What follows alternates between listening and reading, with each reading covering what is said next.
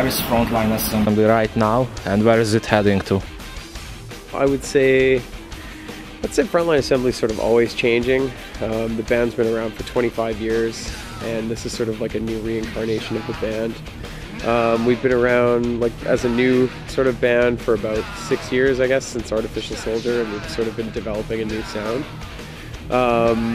So it's really hard to say because we've sort of started writing some stuff for a new record, but we're sort of always exploring new ideas. And but I'd say we're always going for a futurist kind of sound. But it's really hard to say exactly where we're going, but I know that we're going to continue to explore the sound that we've touched on with Artificial Soldier and IED, and we want to try and do something new as well. So is this the beginning of a new era? Can we say that? Yeah, absolutely. I'd say the last 2 records were a big sort of marker, and I think we're definitely going to follow it up with more music and try new things, especially with a band that's been around for so long. It's very challenging for everybody. So, and what do industrial music mean in 2010? I think industrial means a lot of things to a lot of people in 2010. I could probably sit here and ramble on about what I think is industrial music, but I think, well, I mean, I'm pretty young, but I have a pretty old school perspective on what I think industrial music is. I look at bands like Skinny Puppy and Neubauten and DAF and Nitzer and even some of the older stuff, Throbbing Gristle. And to me, that is really industrial, machine music. I think a lot of people throw the word industrial around a lot, maybe a little bit too much. But in 2010, it obviously means a lot of different things: fashion, dance music, sort of a large merger of different kinds of cultures. So it's really hard to say,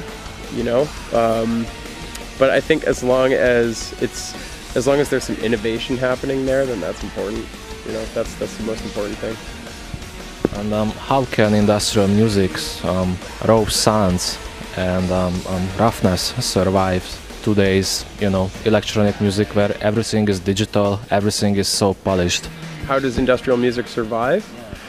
Well, that's an interesting question, because there's a lot of music that there's sort of an overflow, I'd say, of people that they want to do industrial music, and I guess they can in theory, because they can get a lot of easy, cheap equipment or free software and make stuff. But I think quality is really a big important factor. Like, you're always going to see people who invest more in their art are going to hopefully succeed more.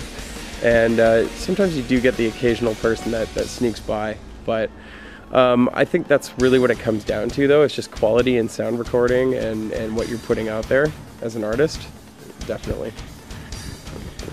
What is an improvised electronic device? The album or the concept? The concept.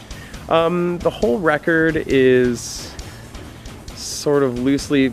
It's not necessarily meant to be like a direct stab at anything going on in the Middle East or anything like that. I think we're all living in a state of paranoia and constant fear, and on top of that, we like to use a lot of different kinds of forms of electronics to make the music that we make.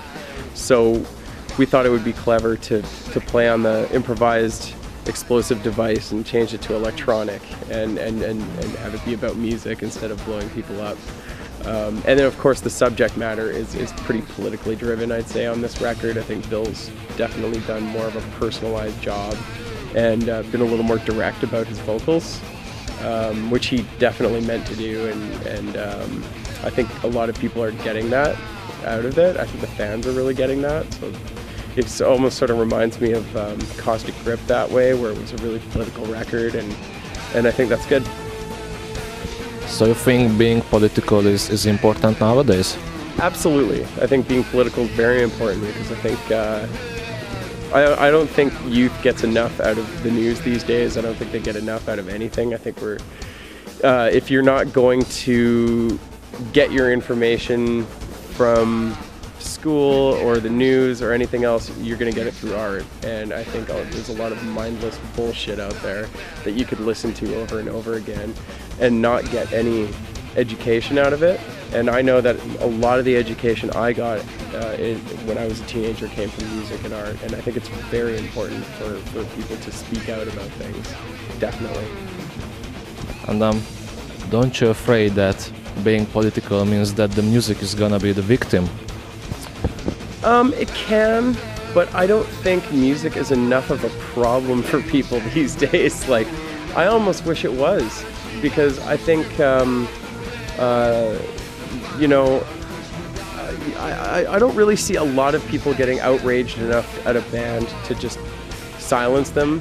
And if they do, 9 times out of 10, it just gets bigger, you know? And so, you know, I would say it would almost be nice to see more people getting pissed off at it, because that'd be great. You know, I think that kind of thing, you're obviously striking a chord with people, and some of those people need to have a chord struck, you know? So I would say, no, 9 times out of 10 it's not the victim, you know? I mean, I've seen all kinds of bands get blamed for all kinds of catastrophes, and I don't think they ever walk away being victimized. You know, any press is good press, really. And is it on purpose that the sound of Frontline Assembly has become more electronic these days? To be quite honest, I think Frontline Assembly's always been electronic. I think it's funny because when you write a more guitar-based record, they're like, the fans start to go, oh, you're starting to get more guitar-based, and then if you switch it to electronic, then they think you're going the opposite way. But you know, the first records that they ever put out, they were all electronic, and then Millennium came out, and Hardwired, and those were guitar-based records, and then there's been a little bit of dabbling back and forth. I would say Frontline Assembly is always going to be an electronic band. It's always going to be based around electronics. I think the live show is always going to be put on as more of a rock show, because we don't want to be just an electronic band live. I think it's more fun to have an organic element. But I think musically, you're always going to see very electronic stuff coming from us. What is it like to perform this kind of music live? It's the best. I love playing electronic music. I've been a big fan of it my whole life, and I can't even imagine doing anything else. I think it's the most innovative, you know, interesting way to play music, and a way to explore sound that in a lot of other ways you can't with a lot of conventional instruments. I think synthesizers are the most amazing instruments ever. What kind of equipments or programs do you use? I like to, you know, I'm a big fan of the saying that whatever works, works. You know, if it's a tin can through a microphone, then it works. If it sounds good, you know, if it's a big $10,000 analog synthesizer and that sounds good, great. Personally, I use Logic at home to record everything. I have a wide variety of hardware synths that I use, analog, digital. I like to run things through guitar pedals. I like to use a Chaos pad, and then that varies, you know, when I'm playing live. Whatever I need at the time, I use. You know, I change things up. I'm not very strict about a lot of the creative process, because I think that's a really limiting way to look at things. You know, a lot of people are very elitist that way, versus I think for us it's just whatever sounds good is the most important thing, definitely. And when you are in the studio, is it more like improvisational work, or do you have ideas and then you design the sounds to these ideas? I'd say it's a little bit of both. I think sometimes when Bill and I get together, or we're talking on the phone, we'll come up with an idea, and we'll be like, yeah, we should try and write a song like this. Sometimes it works, sometimes it doesn't. And then other times you'll get accidents that happen, and it's what's known as a happy accident, when you're messing around with the sound and suddenly something happens and you're just sort of blown away by it and you decide to explore it and it turns into a song. Or other times I'll be just sitting in front of a piano and just I'll come up with a melody that I think is really nice and I'll explore that. And so it's really a combination of the two, definitely. And what is your opinion about the current state of electronic music? I mean, you know, these modern styles, like clubbing styles, are they influenced your music?